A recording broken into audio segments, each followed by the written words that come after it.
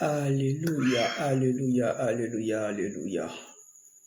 Honneur et gloire à notre Seigneur Jésus-Christ. Je vous salue tous, bien-aimés, amoureux de notre Seigneur Christ Jésus, adorateurs du véritable Dieu, épouse du Seigneur. Je vous salue. Nous sommes à notre heure de rendez-vous, une autre dimension avec Christ, alléluia, qui est depuis bientôt 6 ans, je dirais, une instruction que le Seigneur, par son esprit, a donnée à sa servante, la révérende Kadia Todibi, et à son époux, le révérend Kokora Dibi, qui sont mes parents spirituels. Je vous salue. Encore aujourd'hui, je dirais que j'ai la lourde tâche de parler d'un sujet, comme je le disais le samedi passé, qui fait couler beaucoup d'encre dans nos églises, qui est vraiment comment dire, qui est un sujet qui est vraiment contesté, mais nous allons continuer de parler et dire les choses à la lumière de la parole du Seigneur. Et qu'est-ce que la Bible véritablement dit à ce sujet? Alléluia. Qu'est-ce que la Bible dit véritablement à ce sujet? Je veux que tu invites quelqu'un. Je veux que tu dises à quelqu'un que nous avons commencé. Je veux que tu dises à quelqu'un que c'est l'heure d'une autre dimension avec Christ. Alléluia. Avec Christ. Et je vous salue. On va baisser la tête, bien-aimé. Père, c'est toi qui convaincs. Nous, tes serviteurs, nous à qui tu as donné tes oracles, nous n'avons que et ne pouvons que dire ce qui est de toi. Oui, Père Adonai, que ce moment-là, Seigneur, encore de par ton esprit, ouvre l'entendement, donne à quelqu'un de, oh Dieu, fusionner avec l'actualité de tes propos, Saint-Esprit. Que toi seul sois et que ta parole, Seigneur, affermisse, oriente, ouvre une lucarne et bénisse Adonai. Quand nous voulons vivre le véritable évangile, nous voulons être ceux-là qui paient dans leur génération. Témoignent, pas du bout des lèvres, mais de ce que l'extérieur voit, l'authentique Jésus dans nos vies. Amen, amen. Alléluia. Bien-aimé, je pense que tu es bien installé. Nous sommes bien installés. Nous allons entrer dans le vif du sujet. Alléluia. Et comme la dernière fois, bien-aimé, je pouvais dire que Dieu a étatiqué des choses. Dieu a établi des principes. Le Seigneur a établi des principes. Alléluia. Et ces principes-là sont celles sur lesquelles il veille pour accomplir ses promesses. Sont sur lesquelles il veille pour se souvenir de ses promesses. Alléluia. Amen. Il y a une seule chose qui est au-dessus de Dieu, sa parole. Il ne joue pas avec ça. Amen. Hein? Sa parole, non. Sa parole. Sa parole. Il veille sur sa parole pour l'accomplir. Et vous pouvez comprendre, dans le commun des mortels, c'est la parole d'un homme qui le fait. Amen. Donc, bien aimé, j'ai fini la dernière fois par le livre. Amen. De Genèse 2, vous allez lire, ok, je donne juste le verset, Genèse 2 à partir de son verset 10, je crois, quand Dieu a fait le jardin d'Éden, où il a emmené Adam et Ève. Pourquoi je dis et Ève? Ève était déjà en Adam, mais c'est là-bas que Ève est sortie en manifestation. C'est là-bas qu'elle s'est manifestée, sinon elle était là. Alléluia. Mais dans le jardin d'Éden, la Bible nous dit qu'un fleuve est sorti du jardin et avec 4 bras. Genèse 2, à partir du verset 10, nous donne cette référence-là. Mais j'irai rapidement, il y a tellement de choses sur lesquelles on va statuer que je ne vais pas m'attarder là-dessus. Mais tu pourras lire. Amen. Donc, le jardin d'Éden avait un fleuve. Ok? Et ce fleuve-là, c'est divisé en 4 bras. Il y a un fleuve même qu'on dit que dans ce fleuve-là, il y avait l'or de ce fleuve-là et puis il y avait la pierre d'onyx. Tout ça, ce sont des profondeurs, alléluia, à ausculter. Amen. Hein? Et les autres fleuves, il y a un fleuve qui fait le tour de telle ville, un autre fleuve qui va dans tel endroit, on appelle ceci, cela. Quand tu as fait des recherches sur ces différents endroits-là, tu verras qu'il y a des profondeurs de bénédiction dans ces différents lieux-là. Alléluia. Et il est fort aussi de dire que le Seigneur, quand il les a mis là-bas, il a dit cultiver et garder. Cultiver et garder. Tu ne peux pas garder quelque chose dont tu n'as pas la culture. Culture, façon de dire que tu ne connais pas. Quand on dit quelqu'un est poussé, quand on dit quelqu'un est bien éduqué, quand on dit quelqu'un il a de bonnes manières, il maîtrise un peu tous les aspects dans le contexte scientifique, il a un toucher littéraire, il a une toucher. Quand on dit qu'il est éduqué, toute forme d'éducation il a, on dit qu'il est cultivé.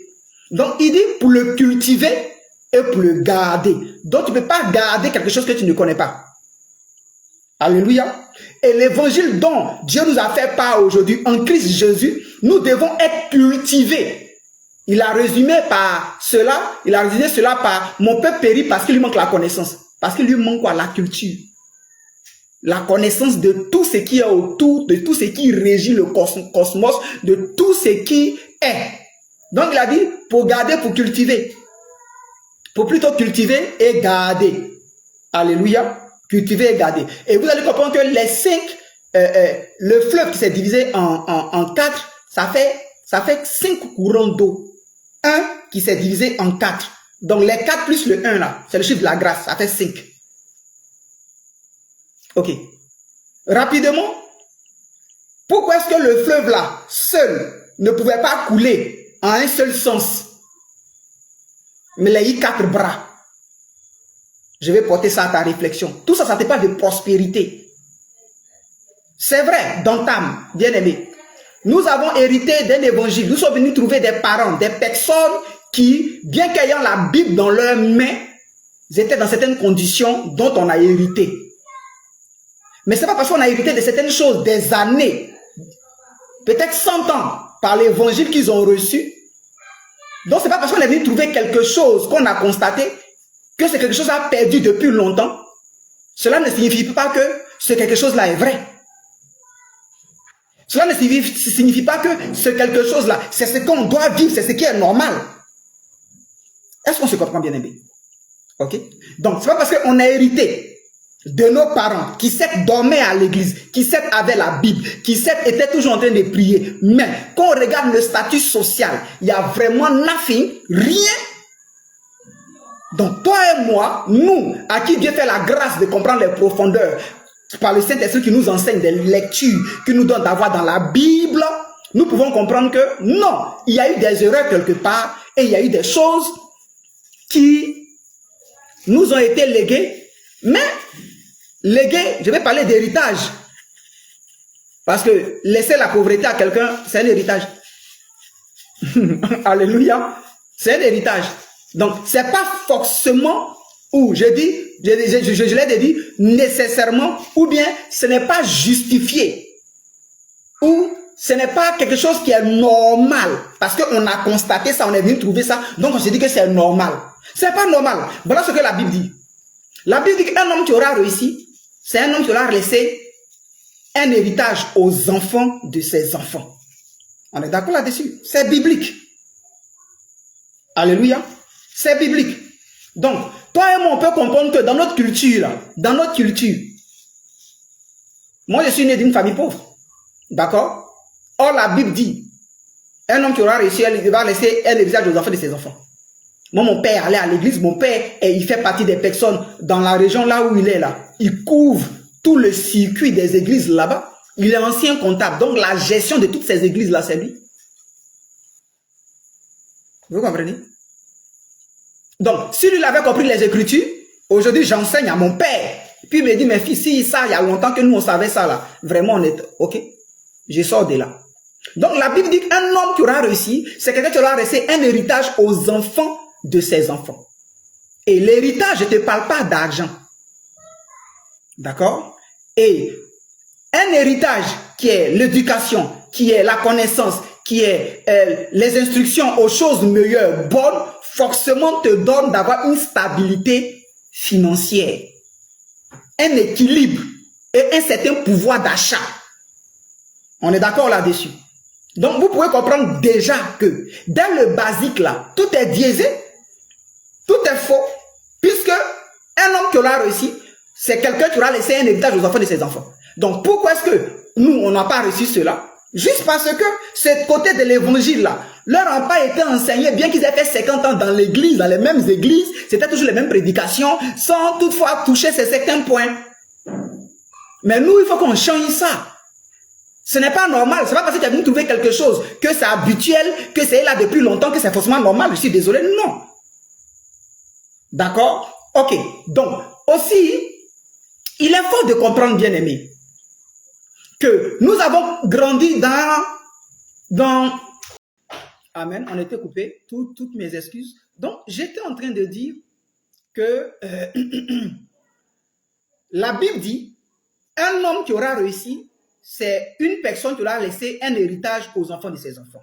Donc, quand on constate une société dans laquelle nous sommes, ayant eu des parents qui ont dormi à l'église plus de 50 ans, d'accord, et l'héritage dont il s'agit, on n'aura pas reçu. Donc, ce qui veut dire, si je dois m'atteler à ce que la Bible dit, nos parents n'ont pas réussi. Parce que quand je dis un héritage aux enfants de ses enfants, je ne te parle pas d'argent aussi. Parce que toute personne qui a une certaine connaissance, une certaine éducation, qui a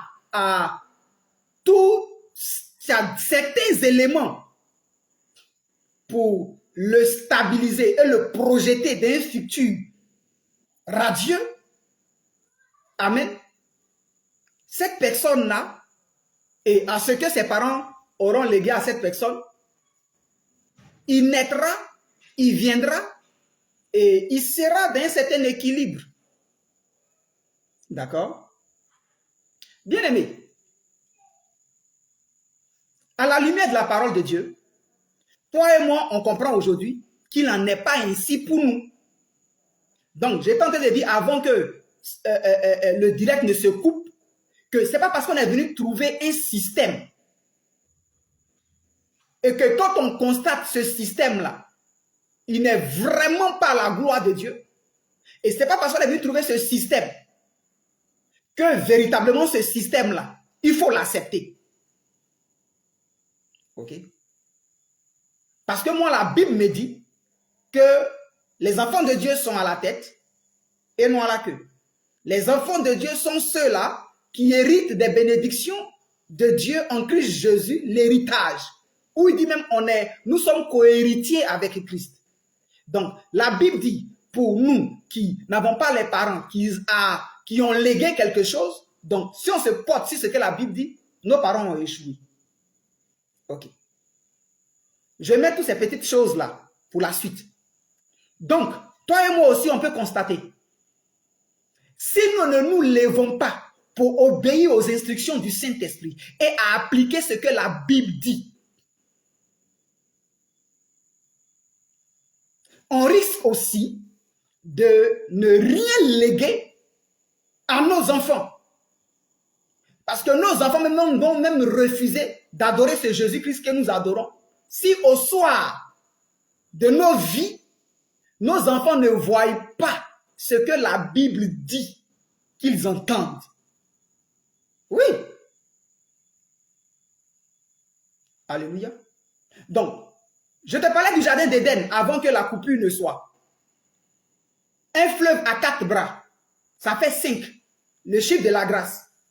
Et l'un des fleuves, on dit, voilà ce qu'il a. Il y a de l'or, il y a. D'autres fleuves, on dit, c'est en tout, telle région. Et je disais, quand tu fais tes recherches, quand tu vas dans les profondeurs de ces différents lieux-là, tu sors une substance de ce qui caractérise ces différents lieux-là, qui crée l'abondance et l'équilibre dans tous les domaines. Parce que fort est de savoir et de vous rappeler, de nous rappeler tous, que la réussite, ce n'est pas avoir l'argent. Voilà. L'argent en fait partie. L'équilibre. Et dans le monde dans lequel nous sommes là, aujourd'hui même pour un renseignement, tu as payé. D'accord, bien-aimé. Amen. Donc, bien aimé, dans le Seigneur, je veux nous interpeller.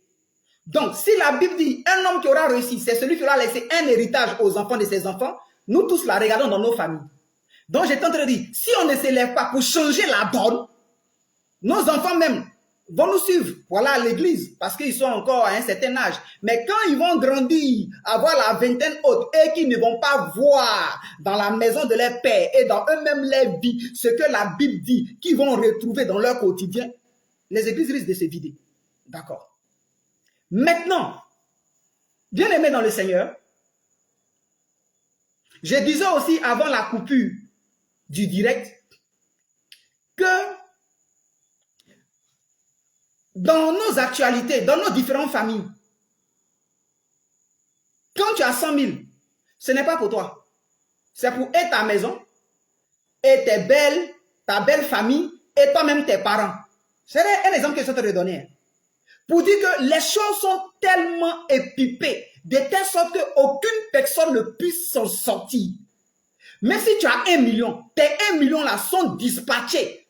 Ta maison, les projets avec tes enfants, toi-même, ta femme, tes beaux-parents, ceux qui vont venir te demander une assistance. Donc, bien aimé, si on ne se lève pas pour appliquer ce que la Bible dit, ça sera difficile qu'on puisse s'en sortir. Oui, ça sera très difficile qu'on puisse s'en sortir. Puisque le système de fonctionnement dans nos sociétés ici, là, tu dois être en train de faire face. Parce que ceux qui n'ont pas pu assumer leur vie, quand toi tu commences à t'en sortir, c'est toi qui as subvenu à leurs besoins. En tant que tu n'as pas encore subvenu à toi ton besoin, aux besoins de tes enfants. Donc tu es en train de faire face aux échecs de certaines personnes qui ont déjà fini leur vie. Hein. Ce sont les réalités, il faut qu'on se le dise. Donc Église, Christ Jésus savait tout ça. Le Seigneur savait tout ça. Donc pour pouvoir être en train de faire face à tout cela, Dieu nous donne des principes que certaines personnes, de par mauvaise foi, font croire aux chrétiens que certains principes bibliques ne sont plus d'actualité.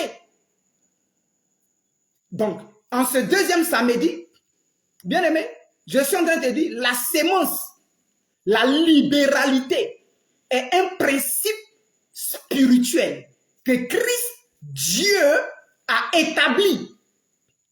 Et nulle part, il n'a dit que cela n'est plus de vigueur. On va lire les Écritures tout à l'heure. D'accord? Nulle part, il n'a dit que ce n'est plus d'actualité. Nulle part. Amen. Alléluia. Tu peux prendre ta Bible. Amen. Tu peux prendre ta Bible parce que depuis ce temps de parler, on dit, mais attends, il faut que nous envoie quand même dans la parole. Alléluia. Ecclésiaste 10, versets 6 à 7. Déjà. Il dit, la folie occupe des postes très élevés et des riches sont assis dans l'abaissement. J'ai vu des esclaves sur des chevaux et des princes marchant sur terre. Il dit, la folie est assise sur les lieux très élevés. Et les riches sont dans. Les riches, c'est qui? C'est toi et moi. Riches de par notre programmation, avant même la création, que Dieu nous a donné en Christ Jésus. Alléluia. Écoutez, tu es riche, même quand tu penses que tu n'as rien, parce que la Bible dit que à ceux qui n'en ont pas, à ceux qui n'auront rien fait de ce qu'on leur a donné, on leur enlèvera même ce qu'ils ont. Mais comment la Bible peut dire que tu n'as rien et puis encore on te dit qu'il y a quelque chose que tu as, qu'on va enlever pour donner à celui qui en a. Mais celui qui en a, il est au même niveau que toi. Mais il a juste su monnayer. Il a juste su développer. Il a juste su garder. D'abord cultiver et puis garder. Amen. Bien-aimé dans le Seigneur. Il y a des choses qu'il faut que tu sois en train de refuser intérieurement. Christ ne peut pas dire qu'il s'est rendu pauvre pour que toi tu deviennes riche. Et puis, tu vas te contenter des génériques. Et puis, tu vas rester là. Il faut que tu te poses des questions. Il faut que ça te révolte. Il faut que ça te révolte. Beaucoup d'entre nous, si nous sommes sincères, si on nous pose la question, après nos années de conversion, quel est l'état de notre âme? Beaucoup vont à l'église parce que c'est devenu une routine. Sinon, intérieurement, là, découragement. Intérieurement, non, il n'y a plus d'espérance. Intérieurement, est-ce que la paix de Jésus là même là? C'est clair. Bon, on va juste attendre la mort. Vous comprenez? Il dit, ceux qui sont supposés riches, ceux qui sont supposés être riches, ceux qui sont supposés devenir riches, ceux en qui j'ai légué la richesse, c'est plutôt d'autres personnes qui sont folles, qui occupent les places élevées. Mais la dernière fois, je pouvais le dire, bien aimé, nos frères en face là, dans la libéralité, on ne peut pas se mesurer à eux. Mais ce n'est pas normal qu'on ne puisse pas se mesurer à eux. Dans la libéralité là, un d'entre eux peut s'élever comme ça pour construire tout leur temple. Un d'entre eux peut s'élever comme ça pour dire que les carreaux là, c'est moi je les fournis. Un va s'élever comme ça. Un va s'élever et dire que j'ai un terrain ici là, je donne ça à la communauté. Oui, bien aimé. Oui. Alléluia. Et la dernière fois, je disais, Christ a tout payé. Le Seigneur Jésus-Christ a réellement tout payé. Je suis en train de regarder l'heure. L'heure passe tellement vite. Oh, je ne suis même pas encore entré dedans. Ah, bien aimé, je vais condenser. Parce qu'on a aujourd'hui samedi et samedi prochain, puis c'est fini. Oh, il faut que le peuple de Dieu... ok. Quand Christ a fini de payer le prix, là, son sang a coulé. Si tu meurs par sa grâce infinie, tu vas au paradis. Mais si tu ne fais rien des principes qu'il nous a donnés sur cette terre, tu n'auras rien de ses promesses. D'accord? Vous comprenez? Tu n'auras rien de ses promesses. Rien, je te dis bien quoi? Rien, nothing. Tu n'auras rien. Voilà ce que le livre d'Ecclésiaste 11, verset 6 nous dit. Dès le matin, sème ta sémence et le soir, ne laisse pas reposer ta main, car tu ne sais point ce qui réussira de tes semences.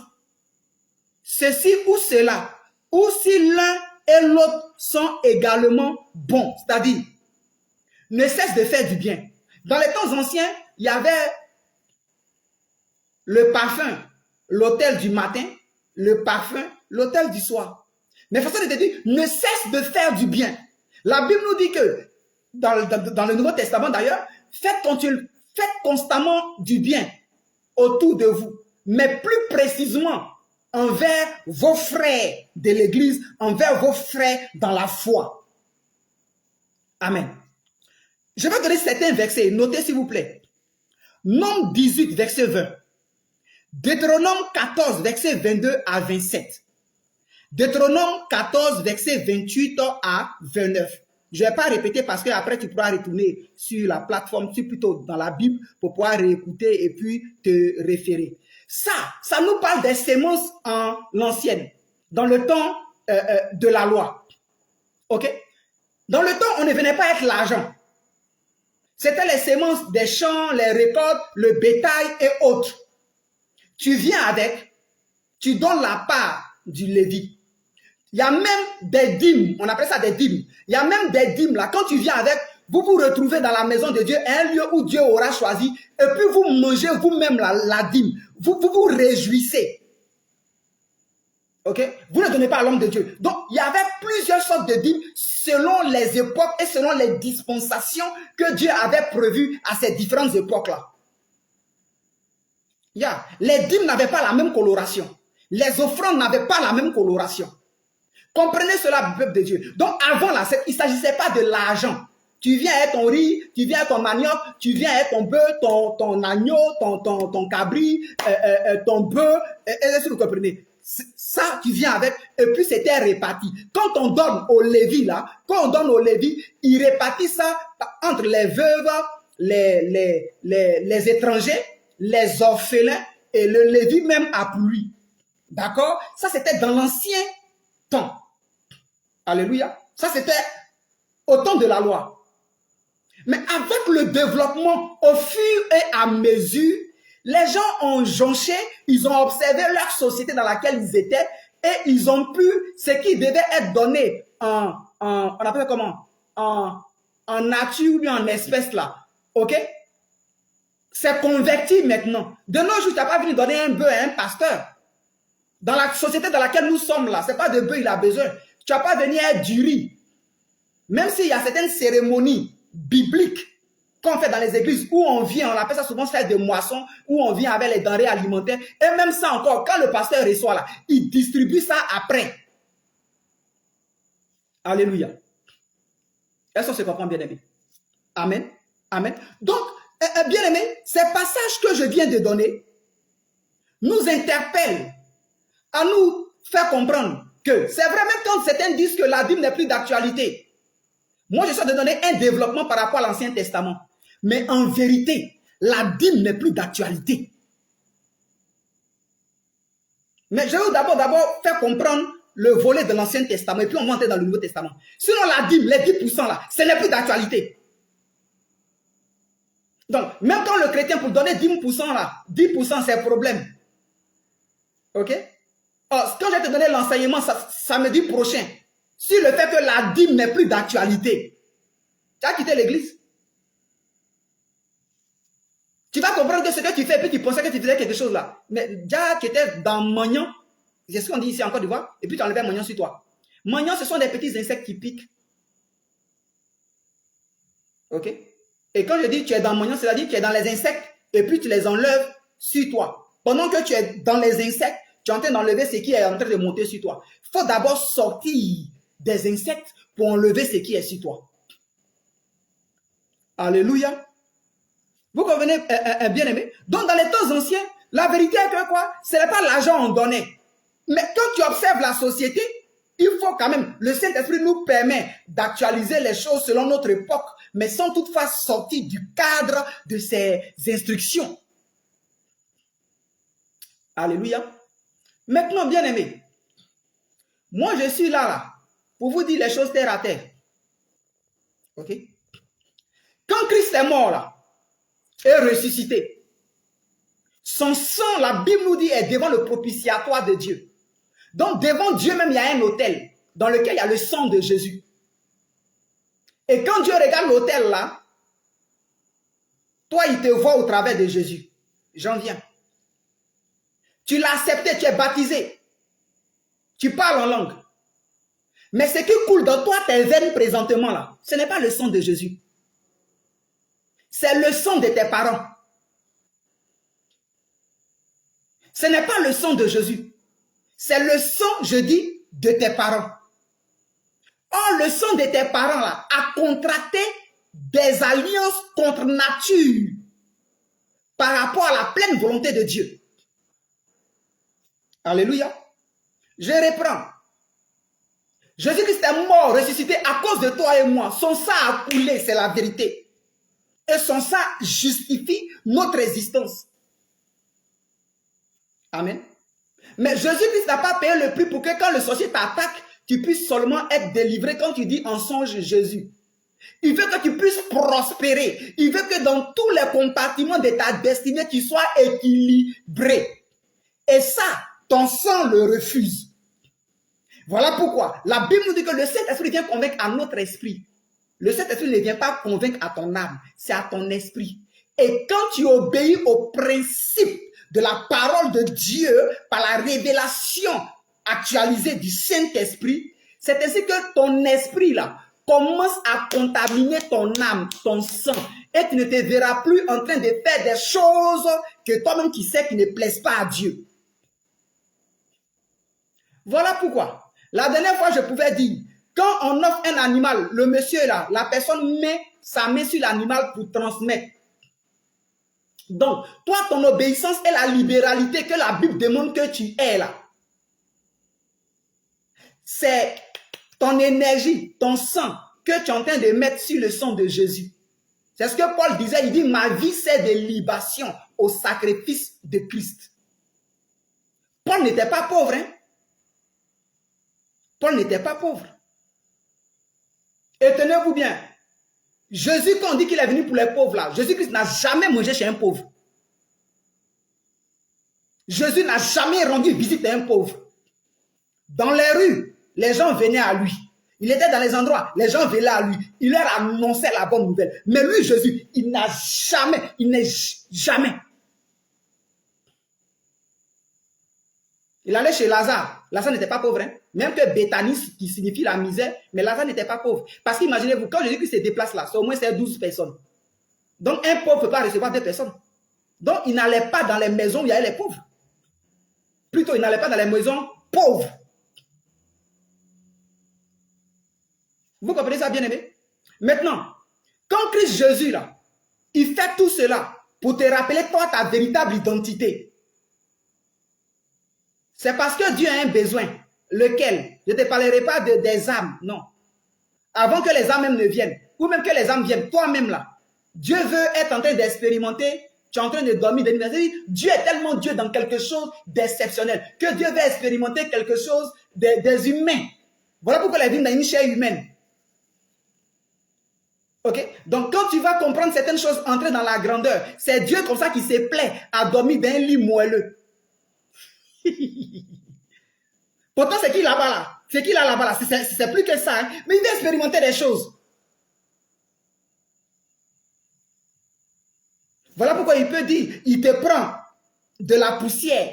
Il était là-bas avec toi. Il a voulu expérimenter ça aussi. Et puis, il te fait asseoir à la table des rois. Mais sa table est plus grande que la table des rois. Mais ce qui est des humains là, il veut comme un roi qui se sent un peu, il y a un peu de... Il y a une routine qui ne dit pas son nom, quoi. Donc, il veut un peu changer d'air. Quelqu'un comprend cet exemple-là? Donc, j'étais en train de dire, bien-aimé, ton sang que tu as, ce qui coule dans tes veines, ce n'est pas sang de Jésus. C'est pour tes aïeux, tes parents. Or, quand Dieu t'a donné cela, quand Dieu t'a créé là, les parents sont allés faire des alliances contre nature, contre la volonté de Dieu. Donc, ça a affecté et ça a infecté ton sang. Donc, si tu n'es pas en train d'observer ce que la Bible nous demande d'observer, et que tu penses que l'église ou les pasteurs t'escroquent, bien aimé, tu seras réclamé, tes enfants seront réclamés, toutes les générations qui sortiront de toi seront réclamées. Il n'y a que l'obéissance de par ces principes-là qui font que tu diminues le taux de réclamation. Le taux de réclamation qui est dans ton sang. Donc, ton obéissance véritable et entière à la chose de Dieu fait que, au fur et à mesure, le sang de Jésus-Christ là s'accommode à toi ton sang. Oui, bien-aimé. Alléluia. Et je pouvais te dire, pourquoi est-ce que Dieu dit envoyez, venez donner? Jésus-Christ n'a jamais annulé ça. D'ailleurs, dans le livre de Matthieu, Matthieu 23, verset 23, la seule fois où il a eu en parler, il dit vous donnez ça, vous donnez ceci, cela, vous donnez ça. C'est bien. Mais ce qui est plus important là, vous ne le faites pas. Il est en train de parler de l'amour. Il est en train de parler de la justice. Je ne lis pas parce qu'il y a tellement de choses que je dois dire pour condenser avec le temps. Mais Matthieu 23, verset 23, nous le dit. Il dit, vous scribes, vous donnez. Mais ce qui est essentiel là, vous ne le faites pas. Mais il est en train de parler de quoi? De l'amour et la justice. Donc, Jésus-Christ a parlé de la Bible. Même si c'était dans l'Ancien Testament. Parce que Matthieu, ce n'est pas le Nouveau Testament. Le Nouveau Testament, c'est quand Jésus-Christ ressuscite. Vous comprenez ça, bien-aimé? Il a eu à en parler. Donc, je parlais de pourquoi il demande qu'on vienne donner. Parce que quand tu viens donner la bien-aimée, c'est ce qu'il y a comme programmation dans ton sang là, que tu viens exprimer pour que le Seigneur t'en délivre. Bien que Jésus-Christ ait payé le prix, mais si tu n'as pas l'attitude de cette forme-là, pour que ce qu'il a fait, parce que c'est ton attitude de cette forme-là qui donne la forme d'expression, de reconnaissance à son sacrifice. D'accord? Donc quand tu le fais que le pasteur reçoit, quand le pasteur le donne pour les différents besoins à l'église, le pasteur est en train de diviser comme ça l'esprit de malédiction impure qui est dans ton sang. Quand la Bible dit que Jésus-Christ a déjà tout payé, plus de malédiction, plus lui c'est vrai. Mais maintenant à toi d'appliquer les différentes formes d'application pour que ce qu'il a dit là puisse entrer en conformité, puisse entrer en opération dans ta vie. Oui, bien aimé. Voilà pourquoi même le pasteur, quand il reçoit la dîme, il donne la dîme des dîmes. Pour ne pas que lui-même aussi soit sous malédiction. Parce que tout ce que tu reçois, tout ce que nous recevons des personnes là, il y a les sang dedans. Donc, quand on fait le dispatching, ça fait que nous sommes en train de fragiliser, au nom de Jésus, bien sûr, fragiliser la puissance ou le pouvoir démoniaque qui pourrait être en une tierce personne.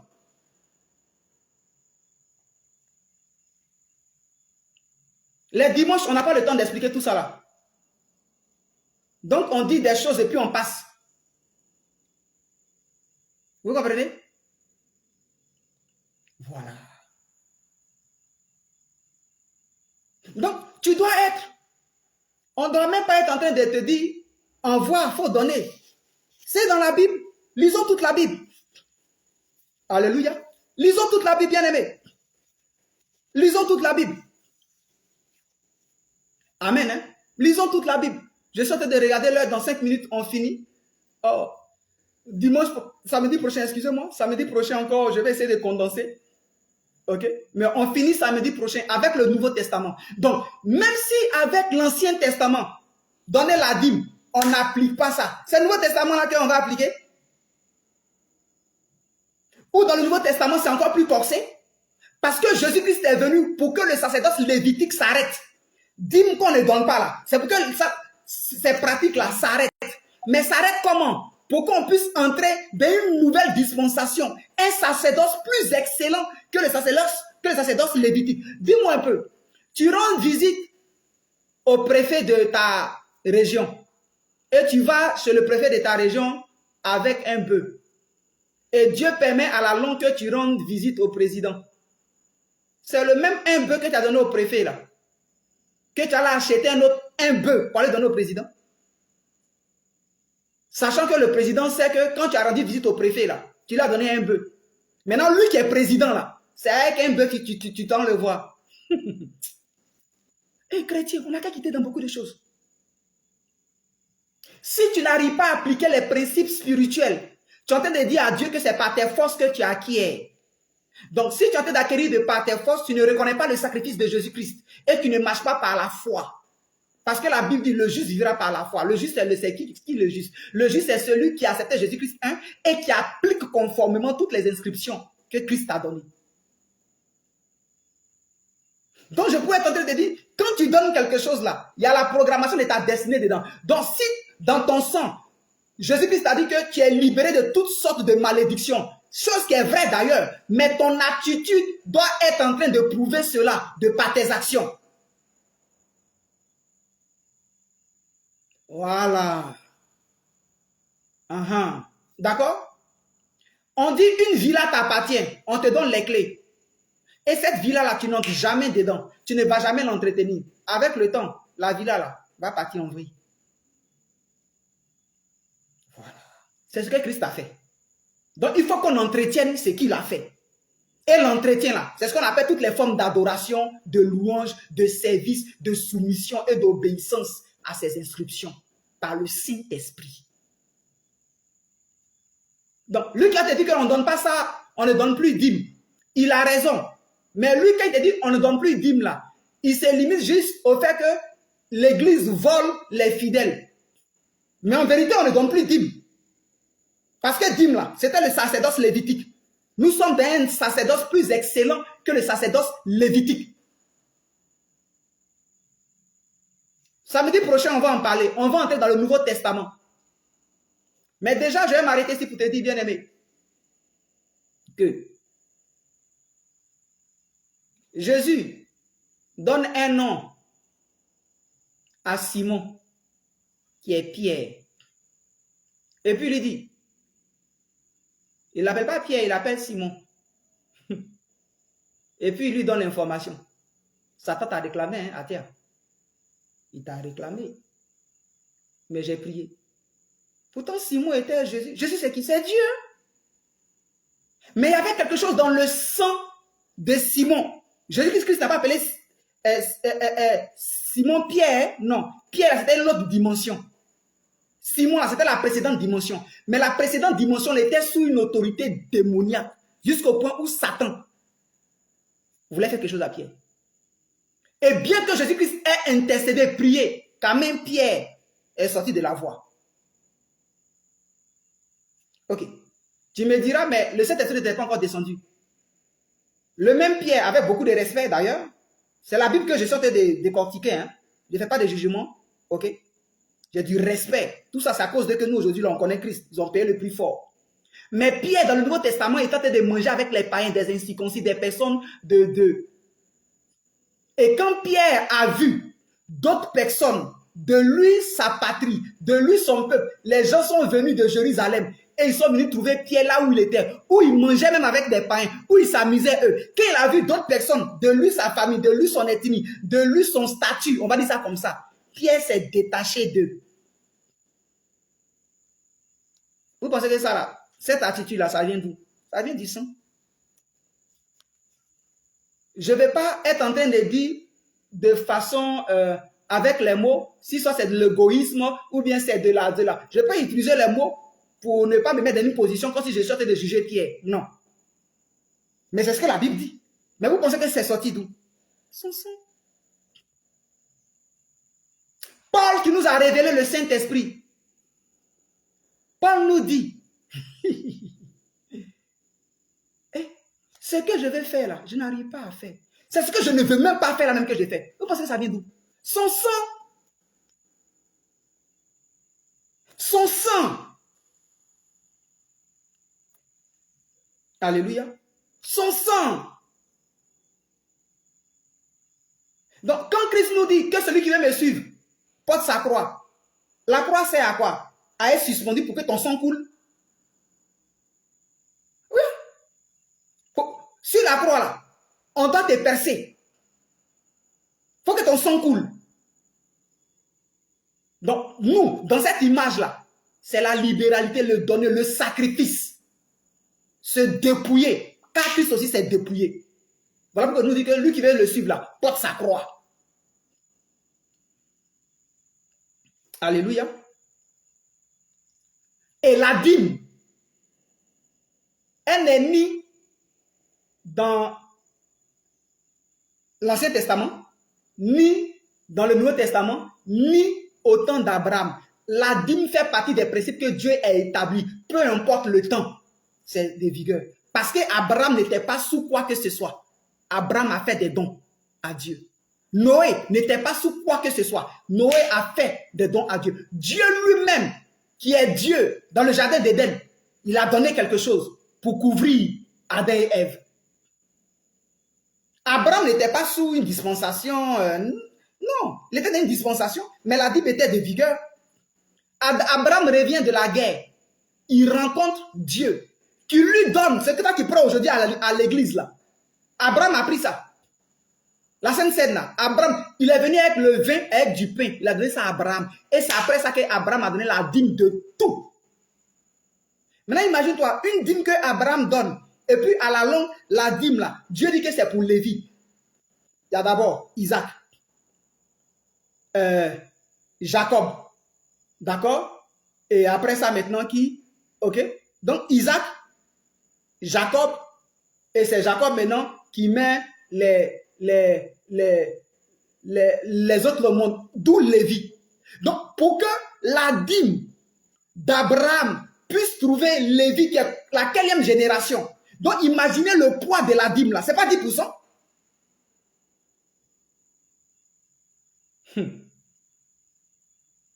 Ce n'est pas 10%.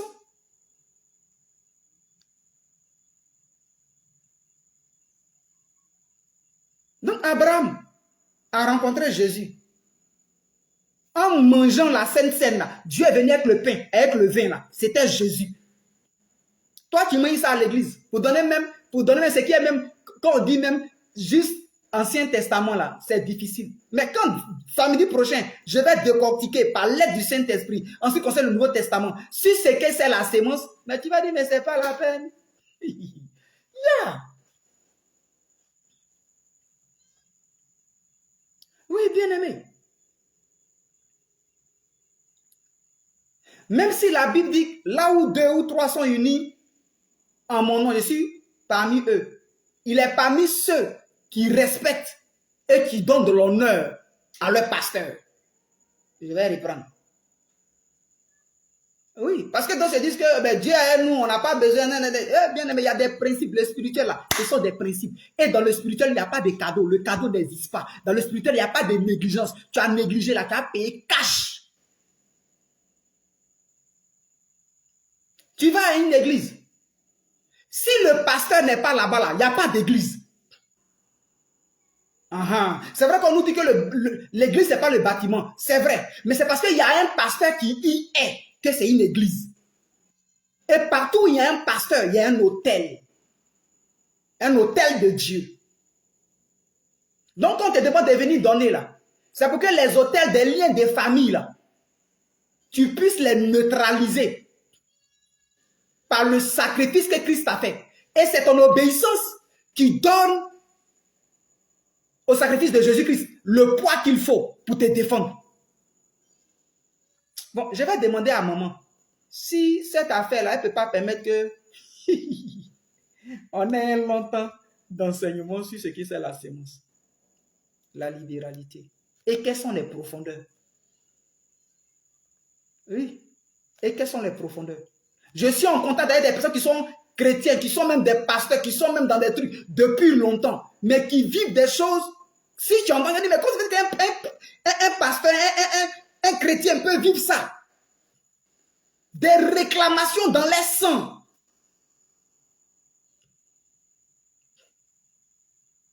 Oui, bien aimé. Et moi qui vous parle, je ne suis pas à l'abri. Hein? Je bataille pour sortir de là. Par ma foi en Christ Jésus, j'obéis à tout ce qu'il me donne comme instruction. Lèvons-nous, peuple de Dieu. Lèvons-nous. Lèvons-nous. Autant de la dîme, c'est par là que je vais finir, excusez-moi. Autant de la dîme, de la loi, c'est des choses qui étaient imposées. Hein. Et Dieu même disait que Malachie 3, Dieu dit, je vais menacer les dévoreurs. Je menacerai les dévoreurs. Vous allez voir ce que je vais. Je vais menacer. Mais dans le Nouveau Testament, là, Galates 6, ce n'est pas les dévoreurs que Dieu menace. Hein. Dieu menace son peuple. Galates 6, lisez. Il dit, ne vous y trompez pas. On ne se moque pas de Dieu. Ce qu'un homme n'aura sémé. Dans l'Ancien Testament, là, c'est l'ennemi que Dieu menace. Dans le Nouveau Testament, c'est son peuple que lui, Dieu, menace. Par rapport à la sémence. Mais ça veut dire prochain, on va en parler. Alléluia. Bien-aimé, quand tu vois ces ailes que j'essaie de calmer, mais que tu ressens quand même, je veux nous voir bénis. Je veux voir le peuple de Dieu sortir sortir de cet emprisonnement-là. Oui. Oui, bien-aimé. Il y a des sociétés que je ne citerai pas, mais qui sont des multinationaux. Je ne sais pas si c'est ce qu'on dit bien multinationales. Des grandes sociétés. La plupart, ils donnent 80% de ce qu'ils gagnent. Mais à 80% de ce qu'ils gagnent là, ils sont partout dans le monde. Je ne citerai pas. Que ce soit boisson, que ce soit côté véhicule, que ce soit plutôt fabrication de voitures, que ce soit. D'autres même donnent 99% de ce qu'ils gagnent aux orphelins. D'autres même sponsorisent des croisades. La plupart des croisades, des grandes croisades que vous voyez là, c'est des sociétés même de cigarettes qu'ils investissent dans d'autres succursales de sociétés. C'est eux qui financent. Donc, même que la chose soit négative, regardez combien de fois ça marche. On va faire des slogans pour aller contre ça, contre. Mais ils s'occupent de... C'est spirituel. C'est spirituel. Comment est-ce que quelqu'un qui investit 90% dans l'œuvre caritative, dans les choses, dans ce qui est social, 90%, Et puis les milliardaires avec.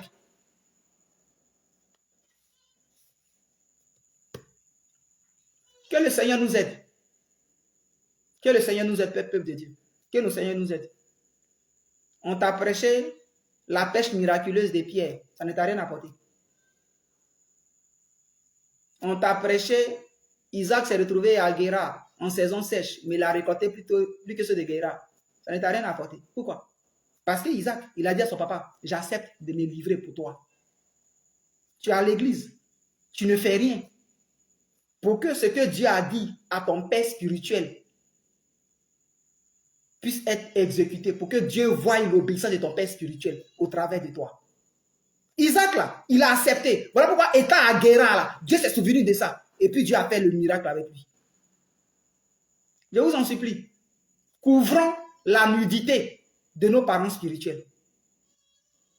Ne soyons pas comme Cham. Bien que ce n'est pas lui qui a été maudit, mais c'est Canaan qui a été maudit. Mais quand ton enfant est maudit, c'est toi le père qui est maudit. Parce que tout père veut voir son enfant. Tout père veut savoir que son enfant va réussir. Couvrons la nudité de nos églises véritables. Couvrons-la. Que le Seigneur nous bénisse. À samedi prochain. Shalom à tous. Je vous aime. Le Seigneur encore plus. De là où vous êtes, gardons toujours cette espérance-là et pratiquons.